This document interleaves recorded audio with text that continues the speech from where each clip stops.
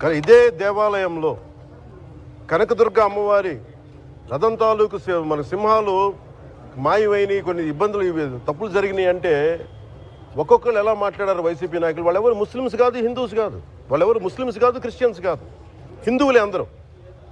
పొద్దున్న లేస్తే తాళ్ళు కట్టుకునే వాళ్ళు, బొట్లు పెట్టుకునే వాళ్ళే. కానీ ఒక తప్పు జరిగింది, ఒక అపవిత్రం జరిగింది అంటే పదవులు అనుభవిస్తూ ఉన్నవాళ్ళు, పొద్దున లేస్తే గుళ్ళకి వెళ్ళేవాళ్ళు, వీళ్ళు అపహాస్యం చేస్తూ ఉన్నారు, వీళ్ళు వెటకారం చేస్తూ ఉన్నారు. ఈ ఎంటైర్ ఈ విషయంలో వాళ్ళు మతం పుచ్చుకున్నారా లేదా నాకు అన్నీ తెలియదు. వైవి సుబ్బారెడ్డి గారు ఉన్నారు, భూమన కరుణాకర్ రెడ్డి గారు ఉన్నారు, వారి కుటుంబ సభ్యులు ఉన్నారు. ఎవరైనా సరే మీరు మతం పుచ్చుకున్నారా లేదా నాకు తెలియదు. అవన్నీ అది మీ బయటికి చెప్పుకుంటారా లేదు నాకు తెలియదు.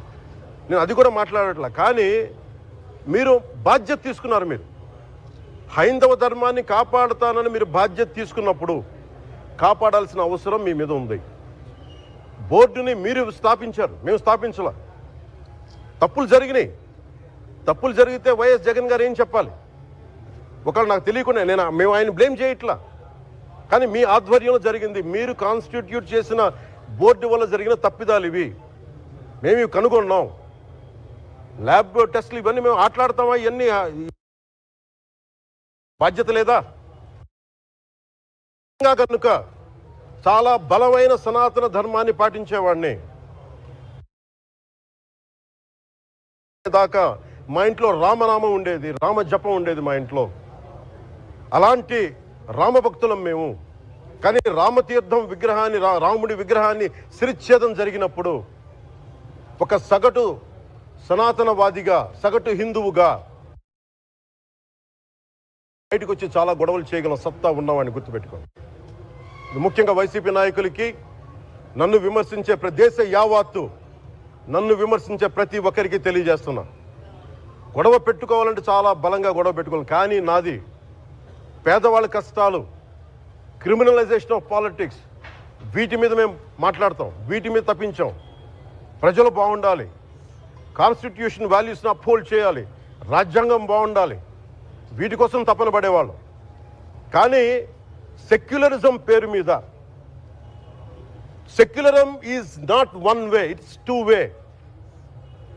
సెక్యులరిజం అంటే కూర్చోబెట్టి ఒక్క సైడ్ నుంచి వచ్చేది కాదు, అన్ని సైడ్ నుంచి రావాలి. ఇది చాలా ఆవేదన కలిగిస్తుంది. కొన్ని దశాబ్దాలుగా చూస్తున్నారు ప్రతి హిందువు. దీంట్లో మిగతా మతాల ప్రస్తావన కంటే కూడా నేను ఎక్కువ ప్రస్తావన చేస్తుంది హిందూ ధర్మాన్ని పాటించి, వాళ్ళు వ్యక్తిగతంగా పాటించి బయటకు వచ్చేటప్పటికి మీడియా వారి కోసమో లేదంటే ఇంకొంత ఎవరైనా సాటిస్ఫై చేయడం కోసం తెలియదు, కానీ సాటి హిందువులు తోటి హిందువులను తిడతా ఉన్నారు. ఇది చాలా ఆక్షేపణీయం.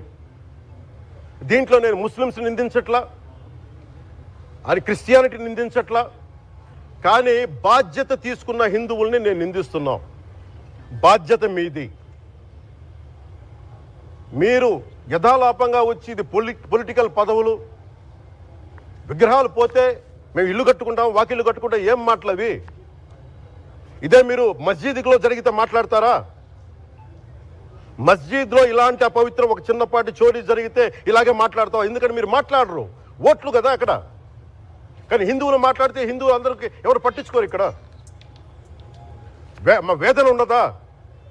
మౌనంగా ఉన్నామంటే బాధ లేదనా? కోపం రాదనా? ఈ రోజుకి కూర్చొని చూడండి ఏం మాట్లాడుతున్నారో వాళ్ళు.